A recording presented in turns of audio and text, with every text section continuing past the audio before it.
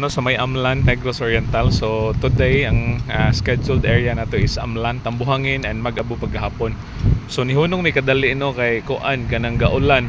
Nigikan ta Dumaguete kanang kuan man kanang taligsik-taligsik.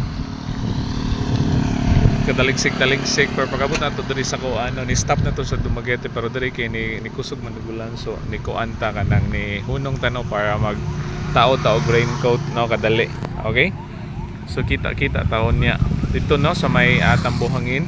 So nata diri sa may Lalaan no, nata sa may San Jose. Nakikita niyo ang beach.